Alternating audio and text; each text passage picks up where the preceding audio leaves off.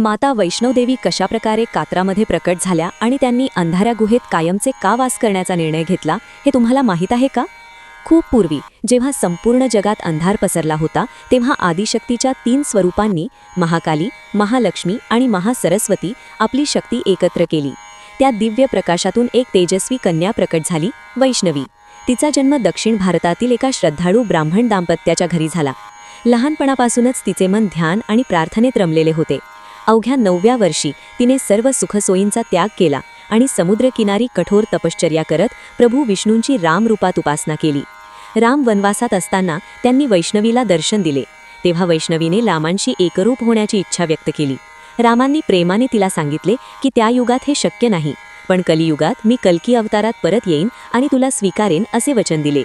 तोपर्यंत उत्तर दिशेला जाऊन मानवतेची सेवा कर असा आशीर्वाद त्यांनी दिला. रामांच्या आज्ञेचे पालन करत वैष्णवी हिमालयाकडे निघाली आणि कात्राजवळील त्रिकुटा पर्वतावर पोहोचली. तेथे ती तपस्विनी म्हणून राहू लागली, भक्तांना मार्गदर्शन करू लागली आणि गरिबांची सेवा करू लागली.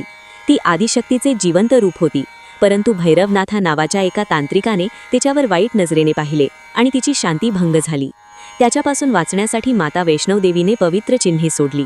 एका ठिकाणी तिच्या पावलांचे ठसे उमटले, जे आज चरण पादुका म्हणून ओळखले जातात. दुसऱ्या ठिकाणी तिने बाणाने भूमीवर प्रहार करून जलधारा निर्माण केली, जी आज बाणगंगा म्हणून वाहते. यानंतर ती अर्धकुवारी नावाच्या छोट्या गुहेत अनेक महिने राहिली आणि शेवटी त्रिकुटा पर्वतातील पवित्र गुहेत प्रवेश केला. तेथे भैरवनाथाने तिच्यावर हल्ला करण्याचा प्रयत्न केला, तेव्हा त्या सौम्य कन्येने आपले खरे रूप प्रकट केले, सिंहावर आरूढ झालेली उग्रदेवी. एका झटक्यात तिने त्रिशूळाने भैरवनाथाचा शिरच्छेद केला.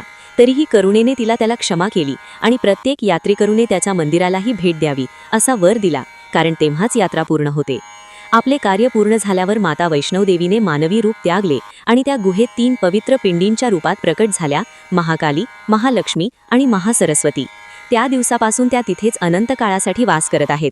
आजही कोट्यावधी भक्त जय माता दीचा जयघोष करत पर्वत चढतात आणि आई कधीही आपल्या लेकरांना रिकाम्या हाताने परत पाठवत नाही. हा व्हिडिओ तुमच्या मित्रमैत्रिणींना आणि कुटुंबियांना शेअर करा.